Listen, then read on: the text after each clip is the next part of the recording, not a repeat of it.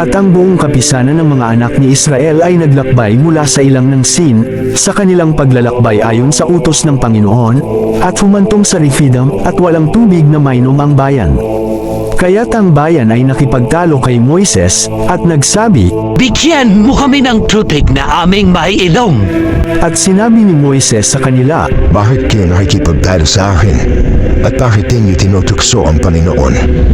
at ang bayan ay nauhaw at inupusalan ng bayan si Moises, at sinabi, Bakit mo kami sinamparito mula sa Ehipto upang patayin mo kami sa uhaw at ang aming mga anak at ang aming mga kawan?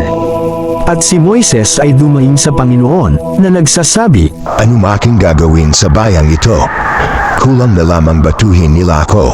at sinabi ng Panginoon kay Moises, Dumaan ka sa harap ng bayan at ipagsama mo ang mga matanda sa Israel at ang iyong tungkod na iyong ipinalaw sa ilog ay tandan mo sa iyong kamay at yumaon ka.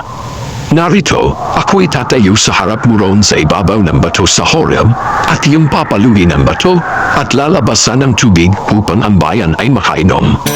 At gayon ginawa ni Moises sa paningin ng mga matanda sa Israel. At tinawag nila ang pangalan ng dakong yaon, na Masa, at Meribah, dahil sa pakikipagtalo ng mga anak ni Israel, at dahil sa kanilang tinukso ang Panginoon, na kanilang sinasabi, ang Panginoon ba'y nasa gitna natin o wala? Nang magkagayoy dumating si Amalek, at nakipaglaban sa Israel sa Refidim. At sinabi ni Moises kay Joshua, Ipili mo tayo ng mga lalaki, at ikaw ay lumabas. Lumabang ka kay Amalek.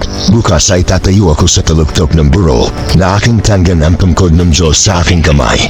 gayon ginawa ni Joshua gaya ng sinabi ni Moises sa kanya. At lumaban kay Amalek, at si Moises, si Aaron at si Hur ay sumampa sa taluktok ng burol. At nangyari, pagka itinataas ni Moises ang kanyang kamay, ay nananaig ang Israel, at pagka kanyang ibinababa ang kanyang kamay, ay nananaig si Amalek. Datapwat ang mga kamay ni Moises ay nangalay, at sila'y kumuha ng isang bato, at inilagay sa ibaba, at kanyang inupuan, at inalalayan ni Aaron at ni Hur ang kanyang mga kamay, ang isa'y sa isang dako, at ang isa'y sa kabilang dako, at ang kanyang mga kamay ay nalagi sa itaas hanggang sa paglubog ng araw. At nilito ni Joshua si Amalek, at ang kanyang bayan, sa pamamagitan ng talim, ng tabak.